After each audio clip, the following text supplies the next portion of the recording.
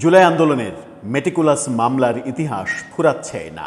একের পর এক চাঞ্চল্যকর, শুধুমাত্র চাঞ্চল্যকর যে ব্যাপারটা শুনলে রাগ হবে, হাসি পাবে, অবাক বিস্ময়ে ফেটে পড়বে মানুষ, শুধুমাত্র সেরকমগুলোই আপনাদের সঙ্গে কখনো কখনো শেয়ার করি। এবার আরেকটা মজার খবর এসেছে জুলাই মামলা নিয়ে।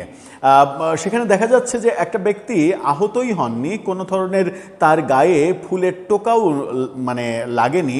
সেই ব্যক্তি জুলাইয়ে মামলা করেছেন, তার ৩৫ থেকে ৪০টা গুলি লেগেছে শরীরে, এই অভিযোগ করে মামলা করেছেন।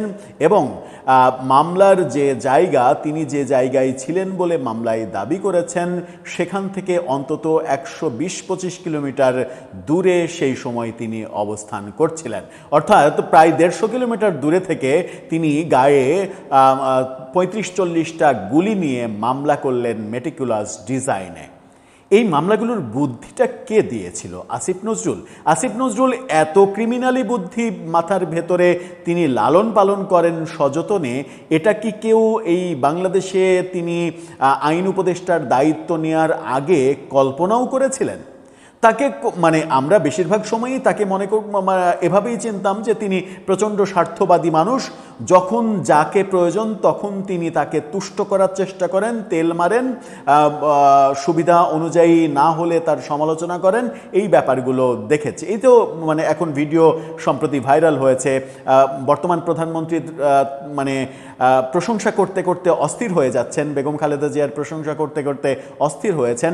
কিন্তু আওয়ামী লীগের সময় তিনি বিভৎস মন্তব্য করেছিলেন এই বর্তমান প্রধানমন্ত্রীকে নিয়ে। বলেছিলেন যে আমি বুঝি না তারেকের মতো একজন মানুষের বন্ধু হয় কিভাবে। মামুন চ্যানেল ওয়ানের যিনি মালিক, সেই মামুনের কথা বলছেন। এরকম একটা কি নোংরা ভাষা ব্যবহার করেছিলেন, সেই ভিডিওটা আপনারা যারা দেখেছেন তারা নিশ্চয়ই জানেন। আমি সেই নোংরা ভাষাগুলো ব্যবহার করতে চাই না। সেই প্রধানমন্ত্রী, সেই বিএনপির পক্ষের তুষ্টির জন্য এখন তিনি নানা ধরনের কথাবার্তা বলছেন উপযাজক হয়ে।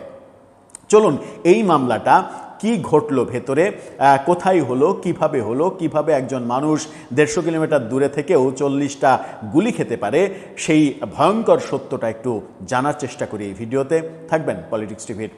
দর্শক, বলছিলাম মেটিকুলাস মামলার কথা, যে মামলার কথা শুনলে যে কেউ শিউরে উঠবে, অবাক হবে, হাসি পাবে, ভৎসনা করবে, অনেক কিছু করতে পারে। সেই ঘটনাটা সমকালে উঠে এসেছে। সমকালের এই খবরটা দেখে নিন। জুলাইয়ের মামলা, আহতই হননি, তবু মামলায় দাবি ৩৫ গুলি লেগেছে। প্রকৃতপক্ষে দাবি করা হয়েছে ৩৫ থেকে ৪০টি গুলি লেগেছে। এখন কি ঘটেছে? বৈষম্যবিরোধী আন্দোলন চলাকালে রাজধানীর যাত্রাবাড়িতে, রাজধানীর খবর, পুলিশ ও আওয়ামী লীগ নেতাকর্মীদের হামলায় রিমন নামের এক কিশোর গুরুতর আহত হওয়ার অভিযোগে মামলা করেছিলেন তার মেটিকুলাস বাবা মোহাম্মদ মামুন। যদিও মেটিকুলাস শব্দটা এখানে ব্যবহার করা হয়নি। এজাহারে তিনি উল্লেখ করেছিলেন তার ছেলের শরীরে ৩৫ থেকে ৪০টি গুলি লেগেছিল।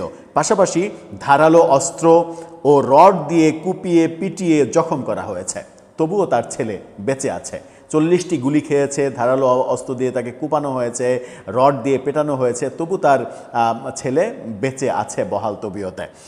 তবে খোঁজ নিয়ে জানা যায়, আহত হওয়া তো দূরের কথা, কথিত ভুক্তভোগী ছিলেন ঘটনাস্থল থেকে ১২৭ কিলোমিটার দূরে ব্রাহ্মণবাড়িয়ার কসবায়।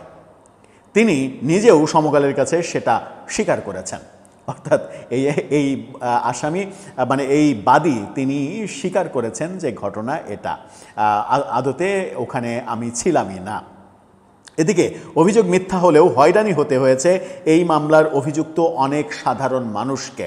৬৯ আসামির মধ্যে বেশ কয়েকজনের কাছ থেকে বিভিন্ন অঙ্কের টাকা নেওয়ার অভিযোগ পাওয়া গেছে। মামলার বাদী বলছেন আসামিদের কাউকেই তিনি চেনেন না, তাকে দিয়ে মামলা করানো হয়েছে। যার বিরুদ্ধে মামলা করানোর অভিযোগ, সেই বিএনপি নেতা বলছেন মামলায় ভুল আসামির নাম ঢুকিয়েছেন আইনজীবী, যদিও আইনজীবী এই অভিযোগ অস্বীকার করছেন। বুঝছেন কি অবস্থা? 2024 সালের অক্টোবরে আদালতে করা মামলাটির এজাহারে বলা হয়েছে, ওই বছরের 4 আগস্ট দুপুর 12টার দিকে ছাত্র আন্দোলন চলাকালে বাদীর ছেলে রিমন যাত্রাবাড়ি কাঁচাবাজার থেকে বাসায় ফিরছিলেন। তখন যাত্রাবাড়ি মাতৃসদন হাসপাতালের পাশের রাস্তায় দেশীয় অস্ত্রশস্ত্র নিয়ে তার উপরে আক্রমণ করা হয়। ডেমরা থানার তৎকালীন পরিদর্শক অপারেশন সুব্রত কুমার পোদ্দার শটগান দিয়ে গুলি করলে রিমনের পেটের বাম পাশে জখম হয়ে গুলি বেরিয়ে যায়। সেই সঙ্গে মহানগর পুলিশের ওয়ারি বিভাগের তৎকালীন উপকমিশনার ইকবাল হোসেন, অতিরিক্ত উপ কমিশনার নুরুল আমিন, যাত্রাবাড়ি থানার পরিদর্শক তদন্ত জাকির হোসেন, একই থানার এসআই সেলিম সরকার ও ডিবির এসআই শিকদার মহিতুল আলম শটগান দিয়ে কিছুটা দূর থেকে গুলি করলে ছেলের পিঠ থেকে 10-12টা স্থানে জখম হয়। এতগুলো গুলি করছে, শটগান থেকে গুলি করেছে, ছেলে মরেনি কিন্তু। বঙ্গবন্ধু ফাউন্ডেশনের সহসভাপতি AK-M শাহ আলম রামদা দিয়ে ডান পাশে পায়ের উরুতে কোপ দেয়, উরুতে কোপ দিছে, তাও সে বহাল তবিয়তে আছে, এবং কোপ দিছে যাত্রাবাড়িতে, কোপ লেগেছে গিয়ে ব্রাহ্মণবাড়িয়ার কসবায়। এত বড় রামদা ব্যবহার করেছে এই আওয়ামী লীগ নেতা। বিভিন্ন ঠিকানার আরও 15 জনের নাম উল্লেখ করে বলা হয়, তারাও শটগান দিয়ে গুলি ছুড়লে রিমনের 2 হাঁটুর নিচে 35 থেকে 40টি গুলি লাগে। 2 হাঁটুর নিচে লাগছে, মানে একেবারে আন্নিক করে 2 হাঁটুর নিচে 40টা গুলি করছে। তিনি রক্তাক্ত অবস্থায় রাস্তায় লুটিয়ে পড়লে অন্যরা রড, চাইনিজ কুড়াল, লাঠি, চাপাতি দিয়ে এলোপাথাড়ি কুপিয়ে জখম করেন। একে এলিয়েন? মানে এত গুলি করলো, এত কুপালো, এত মারলো, এই এলিয়েনটা মরলই না। আজব ব্যাপার। এই হামলাকারীর মধ্যে রয়েছেন সাবেক সংসদ সদস্য সাইদ খোকন, হানিফের ছেলে সাইদ খোকন, সে তাকে গিয়ে কুপিয়েছে।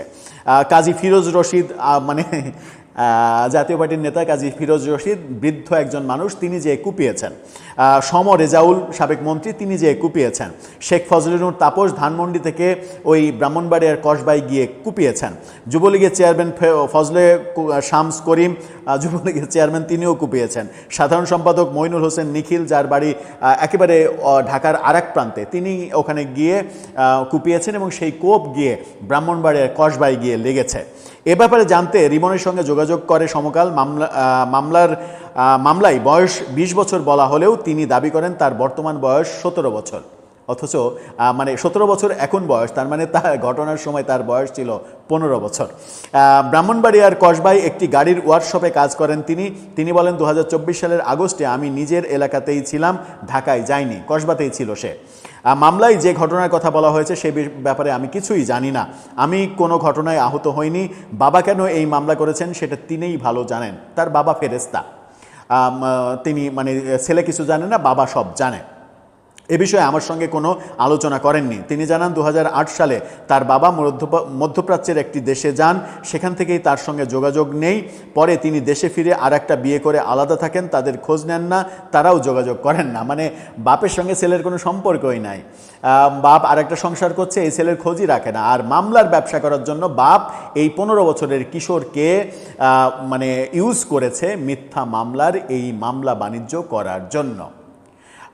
মিথ্যা মামলার হয়রানি, ভুয়া ঘটনা সাজিয়ে করা এই মামলায় আসামিদের দাবি অযথাই তাদের হয়রানি করা হয়েছে, অনেকের কাছে টাকা নেওয়া হয়েছে। পুলিশে দেয়ার ভয় দেখিয়ে মামলার 43 নম্বর আসামি ব্যবসায়ী সাদিক হোসেন রিজুর বাবা বীর মুক্তিযোদ্ধা আব্দুল বারেক বলেন, মামলা হওয়ার কিছুদিন পর 8 থেকে 10 জন বাসায় এসে মব সৃষ্টির চেষ্টা করে। রিজুকে পুলিশের কাছে ধরিয়ে দেওয়া হবে বলে ভয় দেখায়।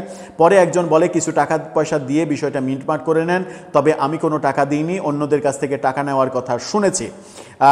মামলার আর এক আসামি মোতালেব প্লাজার ব্যবসায়ী, তিনি মানে কয়েকজনের সঙ্গে কথা বলেছেন। এদিকে হয়রানি এড়াতে 10 থেকে 20,000 টাকা দিয়েছেন এমন অন্তত 5 জনের তথ্য পাওয়া গেছে। যাদের নাম নিচের দিকে আছে তাদের অনেকের কাছ থেকে 20,000 টাকা নিয়েছে, তবে নাম প্রকাশ করতে কেউই চাননি। তাদের ভাষ্য, টাকা দিয়ে হলেও ঝামেলা থেকে বেঁচেছেন তারা। দায়িত্ব নিচ্ছেন না কেউ। মামলার বাদী মামুন নিজেকে ঢাকা মহানগর দক্ষিণের 64 নম্বর ওয়ার্ড বিএনপির নেতা হিসেবে পরিচয় দেন। মিথ্যা মামলার বিষয়ে জানতে চাইলে তিনি বলেন, মামলা তো আমি করি নাই, আমারে দিয়া করাইছে আরেকজন। আসামি কাউরেই আমি চিনি না, যে মামলা করাইছে আসামিও সেই দিয়ে দিছে, তবে তিনি কারো কাছে কোনো টাকা নেননি বলে দাবি করেন। সে জানেই না, তার ভাষ্য। কে তাকে মামলা করিয়েছে জানতে চাইলে প্রথম কথোপকথনে তিনি ৬৪ নম্বর ওয়ার্ড পূর্ব বিএনপির সাধারণ সম্পাদক ইসমাইল ভূঁইয়া তুহিনের কথা বলেন। তবে কিছুক্ষণ পর তিনি ফোন করে বলেন তুহিন তাকে দিয়ে মামলা করাননি। তাহলে কে করিয়েছে জানতে চাইলে তিনি আর কোনো উত্তর দেননি। এমনকি এদিকে মামলায় আসামি হয়ে হয়রানির শিকারের অভিযোগ অনেকেই করেছেন। মামুন মূলত তুহিনের সঙ্গে চলাফেরা করেন, পুলিশে ধরিয়ে দেওয়ার ভয় দেখিয়ে টাকাও নিয়েছেন তুহিনের লোকজন। এই ব্যাপার উঠে এসেছে। চূড়ান্ত প্রতিবেদনে বলা হচ্ছে মামলা তদন্ত করে পুলিশ ব্যুরো ইনভেস্টিগেশন সংস্থাটির অনুসন্ধানে এজাহারের বক্তব্যে কোনো সত্যতা মিলেনি। এই ইউনিটের অতিরিক্ত পুলিশ সুপার তানজিনা আক্তার বলেন, সাক্ষ্য প্রমাণে এই সিআর পিটিশনের সত্যতা না পাওয়ায় আমরা চূড়ান্ত প্রতিবেদন দাখিল করেছি। আদালত থেকে এখনও কোনো নির্দেশনা পাওয়া যায়নি, অর্থাৎ এই মামলা মিথ্যা, এটা পুলিশ প্রতিবেদন জানিয়েছে। আমরা দেখছি যে আদালতে, বিশেষ করে ঢাকার আদালতে যত মামলা করা হয়েছে তার অধিকাংশই মিথ্যা, এরকম আজগবি গল্প সাজিয়ে করা হয়েছে। প্রফেসর ইউনূসের মেটিকুলাস আইন উপদেষ্টা আসিফ নজরুল দুটো ব্যাপার স্বীকার করেছিলেন, যে মব ঠেকাতে পারেনি এবং মামলার ব্যবসা ঠেকাতে পারেনি। এই ব্যবসার ভাগ তার কাছে নিশ্চয়ই এসেছে। যদি না আসতো তাহলে এত মামলার ব্যাপারে তিনি ব্যবস্থা নিতেন। তিনি তার সরকারের আমলে হাজার হাজার মামলা উইথড্র করিয়েছেন, রাজনৈতিক মামলা বলে হাজার হাজার মামলা উইথড্র করিয়েছেন। যখনই এই সকল মামলার কথা বলা হয়েছে তখনই বলেছেন যে এগুলো তো আদালতের ব্যাপার, আদালত দেখবে, বিচারিক ওয়েতে এগুলো যাবে, এগুলো নিয়ে সরকারের কিছু করার নেই। তাহলে হাজার হাজার মামলা, 25,000-এর বেশি মামলা উইথড্র করার সময় ওই অজুহাত ছিল না যেগুলো রাজনৈতিক বিবেচনায় উইথড্র করে নিলেন? দর্শক, আপনার কাছে কি মনে হয়?